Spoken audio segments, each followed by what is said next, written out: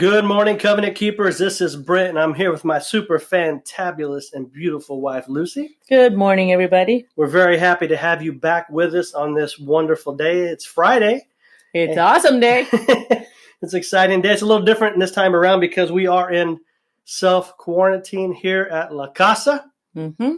So definitely spending more time with each other as husband and wife, which has been easy because we spend 24/7 together. I was going to say, anyway. Nothing's changed there. It's just we're spending more time in the actual physical house. When the home with the kids. Yes. And it's been interesting because, as most of you know, or maybe you don't know, we are faith-based counselors. So we sit with couples on a daily basis and work through different marriage issues and help them improve in that area. But luckily, we have the ability to do video, virtual sessions through the computer, and it's allowed us to still continue our work here at the house, and we're very grateful to be able to do that because I know not all people can work from home or have that ability. So we do want to say thank you to every single person that has to go out into the world right now when they're telling people to stay home. The nurses, the people at the grocery store, the doctors, so many more professions that we can never name that we don't ever see. People that are driving trucks to, oh my gosh, yes, to bring food and, necessary supplies that everybody needs right now. Now, you know who you are because you're out there working.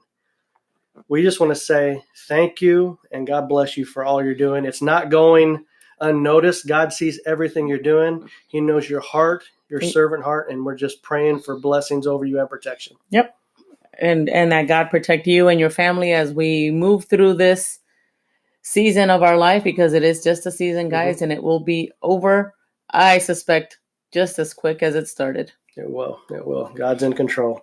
So, babe, we were talking today about boundaries. Establishing boundaries. Establishing boundaries in a relationship. And boundaries itself is a big term within itself. But today we're focusing in on boundaries with the opposite sex as it pertains to the marriage relationship, because I think it's an important topic. I think we should talk about why first. Like, why is it important?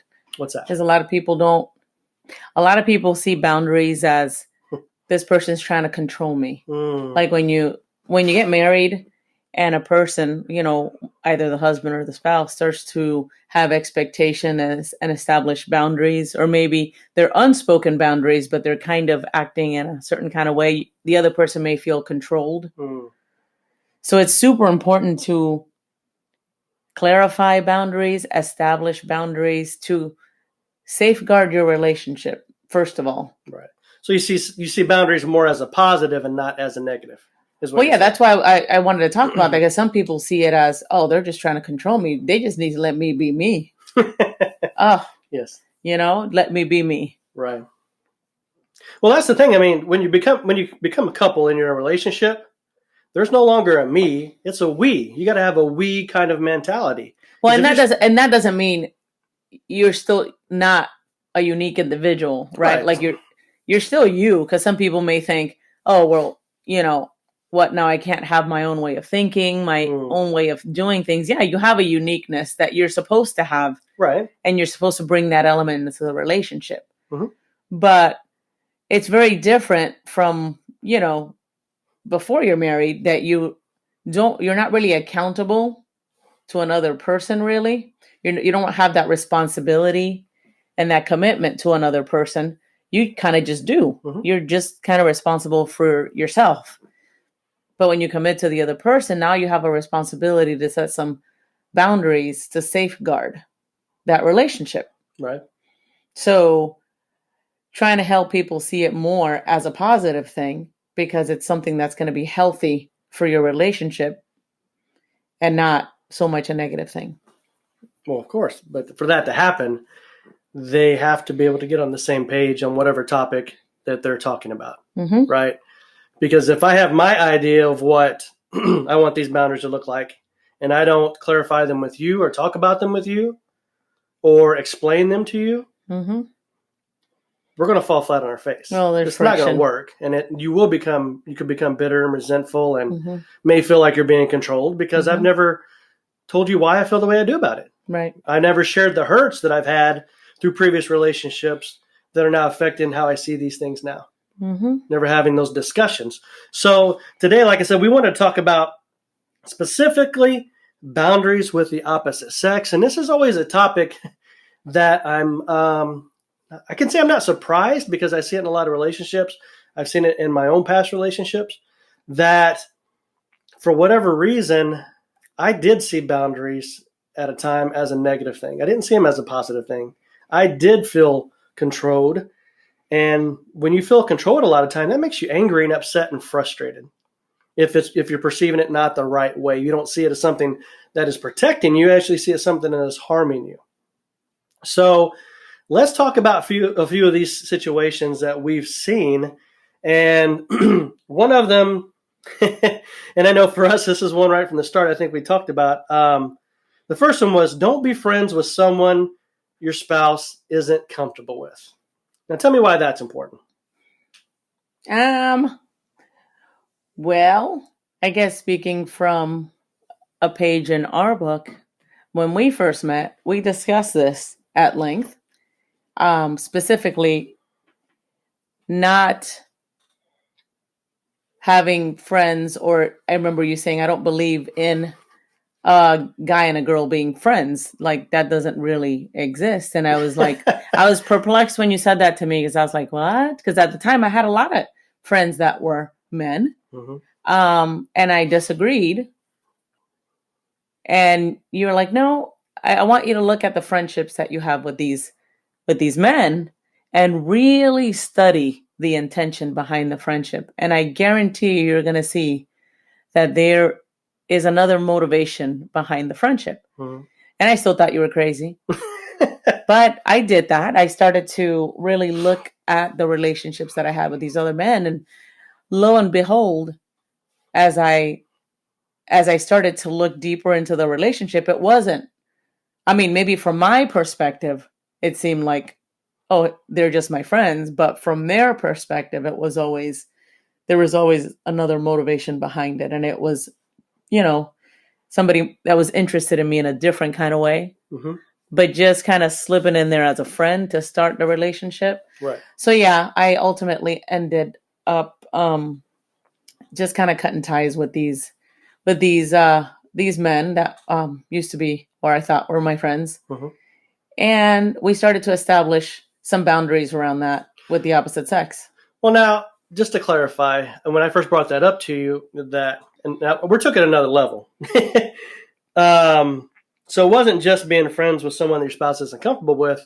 I came out of the gate and said, I don't think guys and girls can be friends, because there's always an underlying pull to be more than just friends. Mm-hmm. When you have a male and a female in a situation where they spend time together and they share, intimate talks with each other. Mm-hmm. Like you just develop an emotional connection with people. Mm-hmm. And it like in the beginning, when you got a good relationship with your spouse, you don't really see the threat, right? Because you got a good relationship with your spouse. Mm-hmm. But the first time that things don't look so good with your spouse, and this other person starts to look, well, they look a little more shiny, I like to call it. Well, and it's not even shiny. It's just because you have a friendship, mm-hmm. so to speak, with this other person, when you and your spouse aren't seeing eye to eye, and you decide to reach out to this person of the opposite sex that you feel, oh, I can talk to them. Like, for example, from a woman's perspective, I can call him, he might see where I'm coming from. He might understand and maybe help me understand where I'm not seeing my husband, in the right way.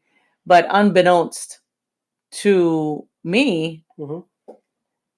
something else may develop there, because you'll start this person usually, and we've seen it so many times, so it's just so easy to talk about, where this person starts leaning in, mm-hmm. like, oh, he doesn't understand where you're coming from, and starts to kind of feed into that vulnerable situation that the person is in. And it's a pretty simple what happens, and I'll break it down pretty simple. Like, mm-hmm. if you feel like you're being rejected at home from your spouse, and this friend seems like they're accepting you, mm-hmm. we naturally, as human beings, we drift toward where we feel accepted. Mm-hmm. And over time, this can become very unhealthy for the relationship. That's what you have to watch out for. Mm-hmm. And that's why we say you got to be careful with having friends of the opposite sex. Now, the second point that we want to talk about is don't be alone with someone of the opposite sex. Now, this is being specific about being alone of someone of the opposite sex. And again, this is something that we established in our relationship very early on, talking about being alone with someone of the opposite sex. And we started off about being like riding in the car with someone of the opposite sex. You want to talk about that? Going to lunch together, like spending alone time with somebody other than your spouse that's of the opposite sex is kind of one of those things that's, again, dangerous, because the more time you share with someone of the opposite sex, the more connections you build. Mm-hmm. And again, one person might feel like, oh, this is, they're just my friend. But the other person may feel like, oh, this feels good. Right. I want to hang out a little bit more. Let's talk more. And yes, and it always happens where the emotions, guys, can become very confusing. Mm-hmm. Like if you're spending time with someone and you're having those connections, one of the things to watch out for is, am I desiring to spend more time with this person? Like if you start making plans and like, well, I can't wait to meet with Susie. I can't wait to go back to work tomorrow. I can't wait to go back tomorrow so I can see Susie because she's so nice. Man, she talks to me just so nice and she just listens to me. Like that's a big red flag that should be going off in your head. Like if you notice yourself starting to adjust your life to I hate to say hook up because that means something else, but to meet up with another person, to see another person. Well, no, just looking forward to the conversations that you have every day, that could be a very slippery slope. Right. Let's talk about that a little bit more when we come back because we got to take a quick break. Are you looking to strengthen your marriage?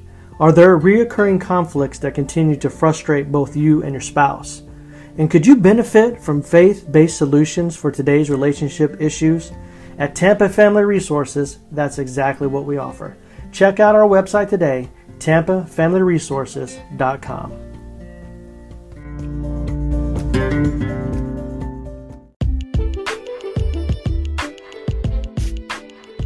Hey guys, it's Brent and Lucy from Covenant Keepers. And if you haven't heard about Anchor, it's the easiest way to make a podcast. Let me explain. First of all, it's free. It will cost you no money out of pocket. There's creation tools that allow you to record and edit your podcast right from your phone or your computer. The cool thing about it is that Anchor will distribute your podcast for you, so it can be heard from Spotify, Apple Podcast, and so many more. It's so easy, and everything you need to make a podcast you can find in one place. Download the free Anchor app or go to anchor.fm, that's ANCHOR.FM, to get started today.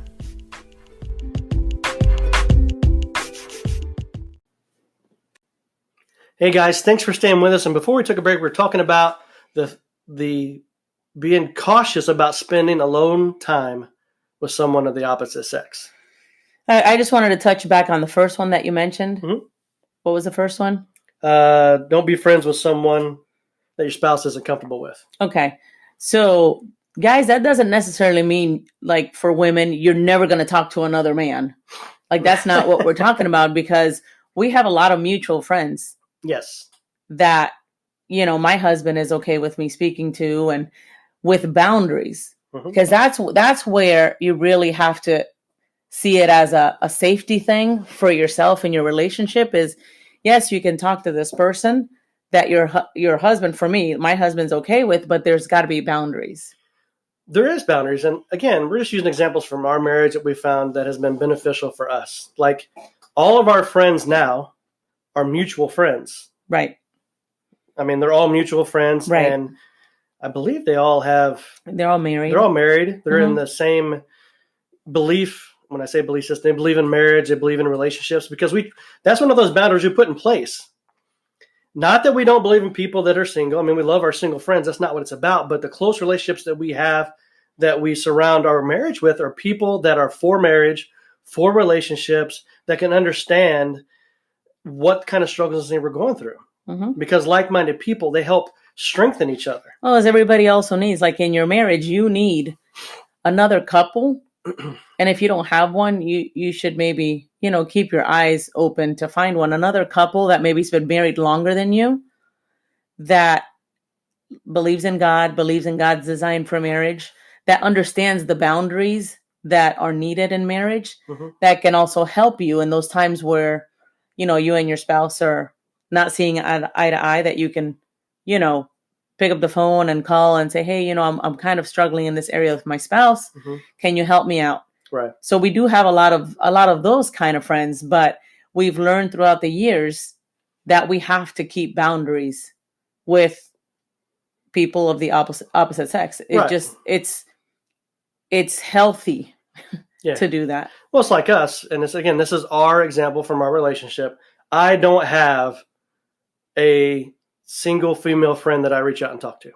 Right. Neither, and I don't have, a single male friend that I reach out to for anything. Right.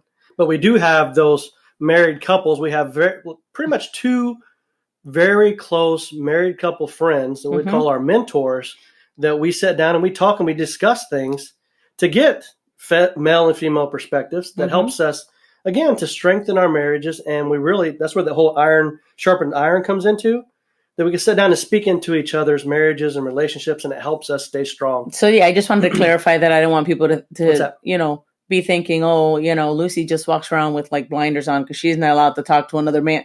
No, that's not the case. That is not the case. That would be where you would define that as more of control and not a boundary. So I wanted to clarify that for people. That's good. Anything that you can do to help. Now, the third thing I want to talk about, and we kind of touched on it a little bit, but I want to focus in on it, is don't share intimate details of your marriage with someone of the opposite sex. Very dangerous. Red lights going off everywhere. If you find yourself doing that, first of all, you have to check yourself to find out what your motivation is in sharing intimate details of your relationship to someone of the opposite sex. Right. Why are you wanting this person to know these things? I mean... Well, I would just recommend don't do it. Well, no, not at all. But that's what I'm saying. Like, if somebody feels inclined to doing that, you need to check your heart. Well, you're looking for that person to meet a need that your spouse is not meeting, is what it's going to come down to. And that's what we talked about in the first point that we made, why it's so dangerous, because you're going to try to find a way to meet a need outside of your marriage when you go to someone of the opposite sex. Like, there's certain needs that God has only been able to provide through your spouse. Right. Like, there's certain things that only I can get from you as a wife. And there's certain things that you can only get from me as a husband. That's the way God has designed it. When we go outside of that, of the marriage covenant and relationship, we try to meet that needs outside of it. We're outside of God's will, outside of God's purpose. And that's where there will be devastation and destruction for our marriage and a relationship, because it's not the way to do it. Now, that doesn't mean you can't have a friend of the same sex that you can talk to. Because everybody needs someone to talk to. Right. Right. Well, but definitely, when you're specifically looking for that person of the opposite sex to share these things, because maybe you feel misunderstood or unheard by your spouse, and you feel like this person, since it's a person of the opposite sex, they might be able to understand you a little bit more and hear you out a little bit more. The danger there is that, because you're not married to them, they're going to hear you and listen to you and maybe speak into that. But the danger is the emotional connection that starts to build within that relationship. Well, the threat there, again, also on top of that, is that their perception is going to be very biased. Correct. They're only going to see one side of the story. They're not, no matter how good you try to describe it, they're never going to know the full story. They're always going to have a bent leaning towards that. And another reason why it's so dangerous to do that. And then again, what's the underlying motive or why they're speaking into you? It's just danger upon danger upon danger. Now, the next one is don't be a shoulder to cry on. See, that one might be a subtle one that might just happen, in passing. Explain an example in the real world how this can kind of come up as far as being a shoulder to cry on. Well, has it ever happened to you? Yes. Explain a time if you can, with no names.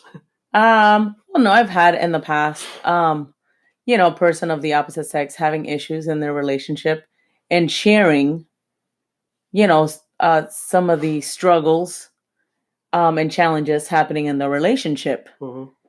And being a shoulder to cry on is usually the temptation, I guess, for the person listening. Like you want to be there, like as a believer, you want to be there for the person, right? That's where it can get dangerous, because as a believer, that's a good point. Yeah, go on. As a believer, you want to lean in and be there for a person, right? Because God says, you mourn with those who mourn, right? Yes.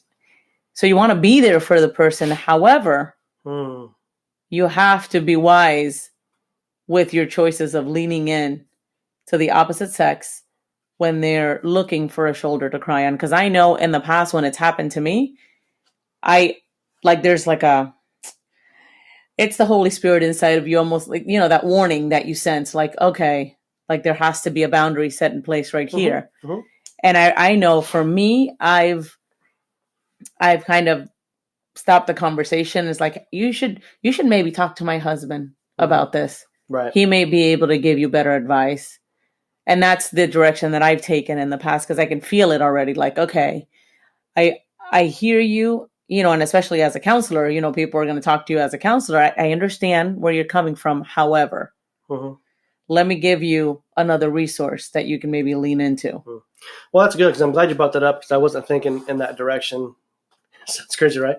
But as believers and as Christians and as caregivers, we do feel like it is our role to be there for someone when they need to share something. And you should. I mean, that's what God has called you to do. But you still have to be careful of the temptation that is coming in that area. Like even for us as counselors, and I think I've shared this in a prior podcast, I don't counsel women by myself. Now, and there are women that come in and say, I want a male's perspective on what's happening going on. Absolutely. My wife has to sit in here with us as we have this session. Right. That's the boundary we put in place in counseling, and the same thing for you. Right. If a male wants a female's perspective, absolutely, but it's going to be you and I sitting with that counselee. But see, even in the realm of believers, right? How many couples haven't we seen fall prey to this very thing where they're being there for each other? Yes. Because there are things happening in each other's marriages that are causing some distress, and maybe you work with somebody real closely, maybe let's just say at your church, or you just, it can happen anywhere. But I'm talking about specifically, for Christians, yes, where you think you're just, God calls me to love. God calls me to be there for my brothers and sisters. And guys, I just want to tell you, be careful, because the enemy uses everything. Even the things that are good, even the things that the Bible tells us to do, he's going to use them and kind of twist them just a little bit to get you really close to that fire. So just be careful with that one, because we all come across that from time to time. You will. And just remember, guys, and just using your fire analogy, every time you get close to the fire, you will get burned. It's just a matter of time. So you got to be really, really careful with that. Now, the final point, and this is the big one to wrap it in, no secrets. No secrets in your relationship. You know what? That one's kind of interesting to me, because you think, right? And I think maybe it's just us looking at things through our filter a lot, like what we set in place for our relationship, because of what we went through in our past relationships with secrets and how much they hurt and the devastation that it caused in our first, previous relationships, that we came into this relationship with not wanting to have any secrets. We got to talk about everything, even the things that makes us uncomfortable. We got to bring it to the table. Let's talk about it. Because if we're truly believing in this oneness that the Bible talks about and becoming one, there's a transparency there that it has to be across the board. It's not just for certain areas, it's everything. And if you feel like you have to keep a secret from your spouse, for example, like you just had a conversation with someone of the opposite sex, and it got a little bit, maybe you stepped over a little bit of a boundary that you had, and they're sharing something that maybe you shouldn't have gone there. But now, because you feel guilt, you keep it from your spouse. That's a good one. That can cause issues. I'm telling you, the enemy will use that later on to get you to trip up. Yes.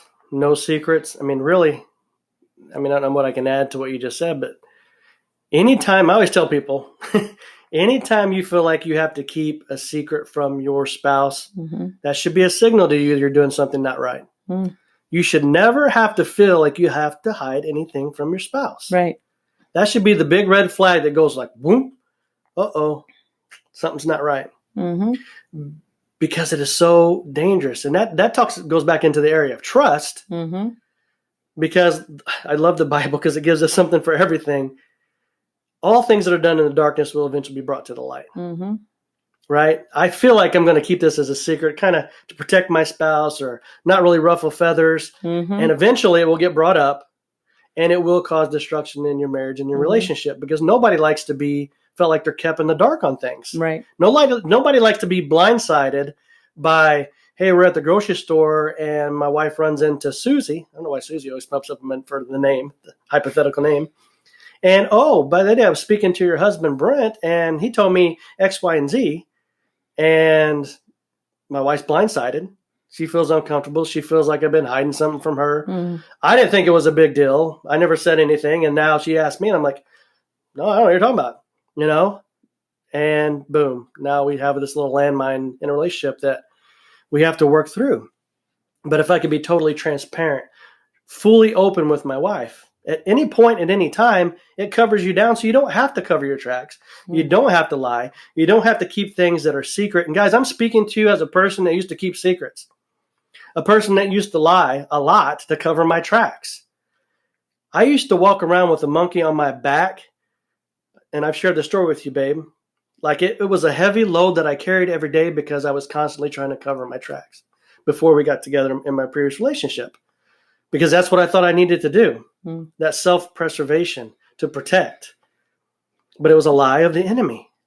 And once God freed me from that, once I got that weight off my back and I was able to be free and the chains were broken, I can tell you as a man on the other side, I will never go back to believing that again. I will never carry that weight and walk around because it was a lie that kept me in bondage for so long. It's interesting that you use that analogy, because a lot of people think, well, if I just don't say anything, nobody gets hurt. But it's still a little weight that you're carrying. It's still like a little chain, that it's keeping you kind of held back a little bit in an area that you hope, because you know what, we just won't talk about that. Right. Because I'll spare him the pain of whatever, or maybe, I don't want to put any, this is also an awesome one. I don't want to give him, the thought that whatever, like I'm talking to this person here. I don't want him to start thinking things that aren't right just because, I talked to this man or whatever. That people have crazy thoughts, but definitely keeping secrets is never a good thing. Exactly.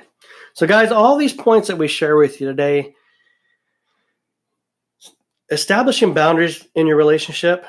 If you're new coming into your relationship, now it's not too late. Start now. If you've been in a relationship for 5 years, 10 years, 15 years, 50 years, it's never too late to begin to establish boundaries. Because remember, you're there to protect what's important to you, what's important to your relationship. Well, it's definitely more beneficial to set boundaries early on, because if you've gone years and years doing things that don't feel right to you because you didn't set a boundary, then the other person is just going along doing what they're used to doing, not knowing that they're doing anything that hurts you or bothers you. So it's definitely more beneficial to set boundaries early on, to talk about things that you're not in agreement with. Don't just expect the other person knows that you need to have boundaries in certain areas. You need to talk about them. And I think that's the solution to all of these that we discussed today, is people are afraid to talk about these things. Because they're afraid of upsetting the other person. Right. But the truth of the matter is, if you don't talk about it, you're going to go through some of these situations and have to experience the pain because you were too scared to talk about it. I mean, we always say it, the underlying root issue to a lot of the issues in marriage is people don't talk to each other. Mm-hmm. They will not communicate for one reason or another. Right.